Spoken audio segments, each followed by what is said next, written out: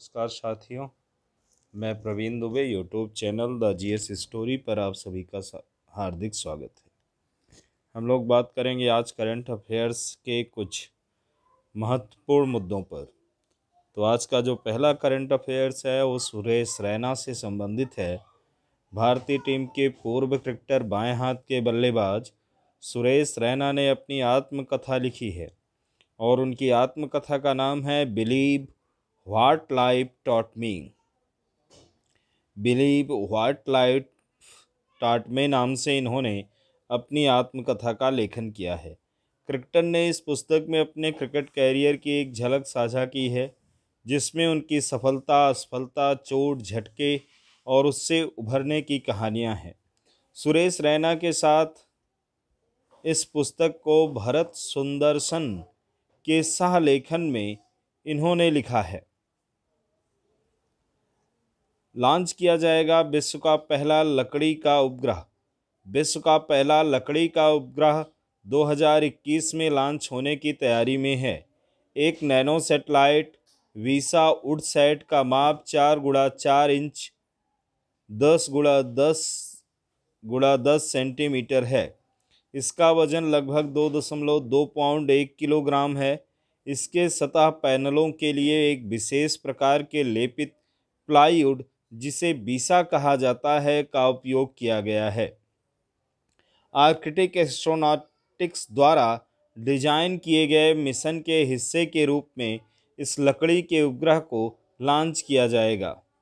टीकों की drone delivery शुरू की गई। तेलंगाना सरकार ने world economic forum, NITI Aayog और हेल्थ नेट ग्लोबल के साथ साझेदारी में मेडिसिन फ्रॉम स्काई पहल शुरू की है। इस परियोजना के तहत विकाराबाद जिले में चिन्हित हवाई क्षेत्रों का उपयोग करके टीके और दवाओं के वितरण के लिए beyond visual line of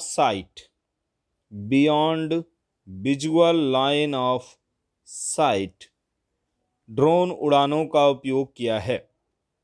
Telangana में टीकों की ड्रोन डिलीवरी शुरू करने वाला भारत का पहला राज्य है।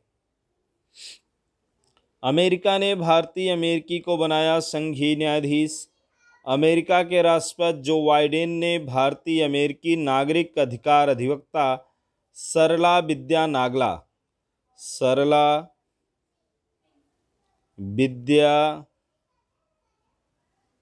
नागला को संघीय न्यायाधीश के रूप में नामित किया है। वो कनेक्टिकट डिस्ट्रिक्ट के लिए जिला न्यायालय में सेवाएं देने वाली दक्षिण एशियाई मूल की पहली न्यायाधीश होंगी। वह वर्तमान में कनेक्टिकट डिस्ट्रिक्ट में यूएस अटॉर्नी कार्यालय में मेजर क्राइम यूनिट में उप प्रमुख के रूप में कार्यरत हैं। तो किस भारतीय अमेरिकी को अमेरिका ने अपना संघीय न्यायाधीश अभी हाल में नियुक्त किया? तो हैं सरला विद्या नागला, जिनको अमेरिकी राष्ट्रपति जो बाइडेन ने नियुक्त किया।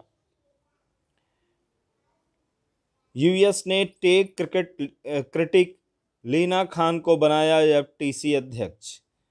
राष्ट्रपति जो बाइडेन ने लीना खान को अमेरिकी संघीय व्यापार आयोग का अध्यक्ष नामित किया है।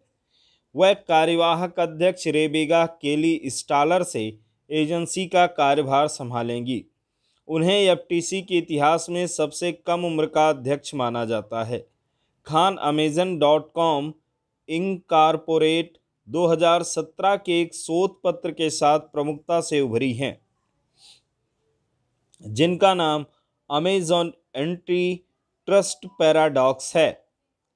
कहने का मतलब है कि किस टेक क्रिटिक को अमेरिका ने अपना एफटीसी नियुक्त किया है, तो अमेरिका ने अपना एफटीसी अध्यक्ष लीना खान को नियुक्त किया है। एफटीसी क्या है? राष्ट्रपति बाइडेन ने लीना खान को अमेरिकी संघीय व्यापार आयोग यानी federal trade commission FTC federal trade commission का अध्यक्ष नियुक्त किया है। यानी संघीय व्यापार आयोग का अध्यक्ष अमेरिका ने किसको नियुक्त किया है? लीना खान को।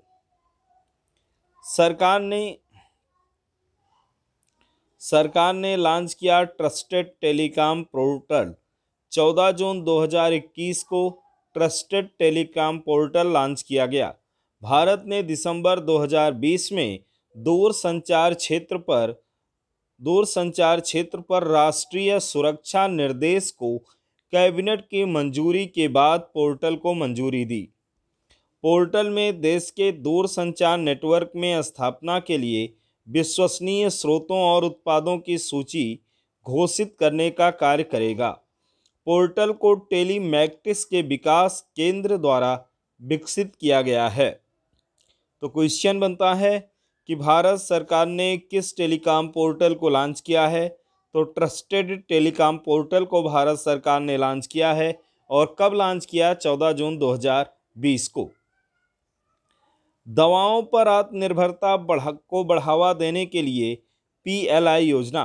केंद्र सरकार ने दवाओं के उत्पादन में आत्मनिर्भरता हासिल करने के उद्देश्य से फार्मास्यूटिकल क्षेत्र में अपने प्रदर्शन से जुड़ा प्रोत्साहन PLI योजना का विस्तार किया है। PLI योजना योग्य विनिर्माण कंपनी और क्षेत्रों को 5 वर्ष की अवधि के लिए 2019-20 के आधार पर वृद्धिशील बिक्री पर 4% से 10% तक प्रोत्साहन देगा। जैसा कि आप सभी को पता होगा कि भारत जेनरिक दवाओं का विश्व में सबसे बड़ा निर्माता देश है। जेनरिक दवाओं का सबसे बड़ा निर्माता देश कौन सा है? तो भारत है। विजेंद्र गोयल को INDC का संस्थापक अध्यक्ष। विजेंद्र गोयल को भारतीय आंदोलन का नेतृत्व करने के लिए भारतीय डेल्फिक परिषद के संस्थापक अध्यक्ष के रूप में नामित किया गया है। गोयल इंटरनेशनल डेल्फिक काउंसिल के दक्षिण एशियाई मामलों के सलाहकार भी हैं। वर्तमान में गोयल राष्ट्रीय आपदा प्रबंधन परिषद एसोचैम के अध्यक्ष और मणिपुर के वीर टिकेंद्रजीत विश्वविद्यालय के गवर्निंग काउंसिल में शामिल हैं। तो INDC का संस्थापक अध्यक्ष किसको नामित किया गया? तो आंसर आपका होगा विजेंद्र गोयल को। अमेरिकी राष्ट्रपति जो बाइडेन ने भारतीय मूल की वकील सरला विद्या को फेडरल जज के रूप में नामित किया। इस पर हम लोग पहले भी चर्चा कर चुके हैं। अब बात थोड़ा सा आमों का करते हैं। भारत ने ब्रिटेन को निर्यात किया जर्दालू आम। जर्दालू आम कहाँ के हैं? तो ये भागलपुर बिहार के विशेष रूप से चर्चित हैं। इनको भौगोलिक संकेत यानी GI आइडेंटिफिकेशन, जियोग्राफिकल आइडेंटिफिकेशन भी प्राप्त हो चुका है। भारत ने 14 जून 2021 को भागलपुर बिहार से यूनाइटेड किंगडम को भौगोलिक संकेतक प्रमाणित जर्दालू आमों की पहली वाणिज्यिक खेप का निर्यात किया। कृषि और प्रसंस्कृत खाद्य उत्पाद निर्यात विकास प्राधिकरण अपेडा ने बिहार सरकार, भारतीय उच्चायोग और इन्वेस्ट इंडिया के सहयोग से आमों का निर्यात किया है। आपको पता होगा कि 2018 में इन जर्दालू आमों को GI सर्टिफिकेशन मिला था। एक कदम स्वच्छता की ओर। खुले में शौच मुक्त केंद्र शासित प्रदेश घोषित किया गया लद्दाख को। स्वच्छ भारत मिशन के पहले चरण के तहत केंद्र शासित प्रदेश लद्दाख को भारत में खुले में शौच मुक्त केंद्र शासित प्रदेश घोषित किया गया है। ग्रामीण विकास विभाग के निदेशक श्री जबू दाबी, ग्रामीण विकास विभाग के निदेशक कौन हैं? श्री जबू दाबी महोदय हैं। जबू दाबी ने इस उद्देश्य के लिए कारगिल के प्रत्येक जोन के लिए 6 कचरा संग्रह वैनों को हरी झंडी दिखाई। स्वच्छ भारत मिशन आपको पता होगा 2 अक्टूबर 2014 को प्रधानमंत्री नरेंद्र मोदी ने नई दिल्ली से शुरू किया था। तो क्वेश्चन इसमें बन सकता है कि अभी हाल में किस केंद्र शासित प्रदेश को खुले में शौच से मुक्त क्षेत्र घोषित किया गया? तो लद्दाख है। भारत विश्व का 14वां धर्मार्थ देश है। रही बात धर्म कर्म की, दान की, तो उसमें भारत भी पीछे नहीं। भारत विश्व में 14वें स्थान पर है। चैरिटी एड फाउंडेशन द्वारा जारी वर्ल्ड गिविंग इंडेक्स 2021 के अनुसार भारत का 14वां सबसे धर्मार्थ देश है। भारत दुनिया के शीर्ष 20 देशों में सबसे उदार देशों में है, जो 10 वर्ष में वैश्विक रैंक 82 से ऊपर है। इंडोनेशिया पहले स्थान पर बना हुआ है और दूसरे स्थान पर केन्या है। रिपोर्ट के अनुसार 61% भारतीयों ने अजनबियों की मदद की, जिनमें 34% स्वेच्छा से और 36% ने पैसे दान किए।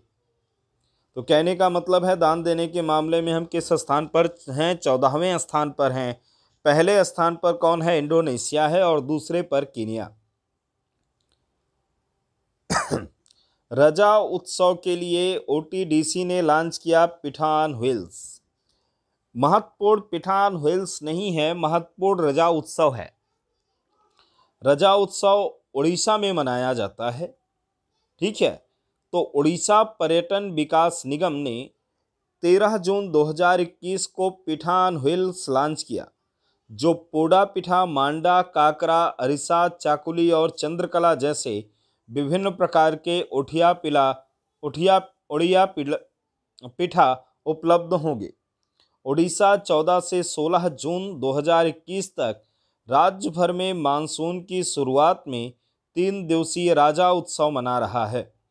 उड़ीसा में राजा त्यौहार मासिक धर्म के लिए एक सम्मान है। तो मित्रों, ये जो राजा त्यौहार है या राजा उत्सव है, ये किस राज्य में मनाया जाता है? उड़ीसा में। ये सबसे महत्वपूर्ण है।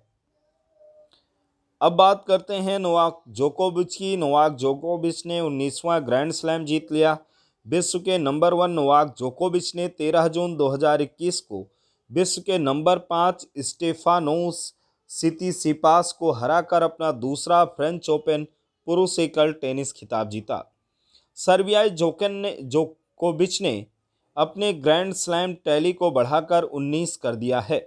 जोकोविच ओपन युग में कम से कम 2 बार सभी मेजर जीतने वाले पहले व्यक्ति बन गए हैं और कुल मिलाकर तीसरे व्यक्ति बन गए हैं। तो इस तरह से जोकोविच ने एक और रिकॉर्ड अपने नाम दर्ज किया। आज के लिए इतना ही। कल हम फिर करंट अफेयर्स को लेकर आपके सामने उपस्थित होंगे। जय हिंद, धन्यवाद, वंदे मातरम।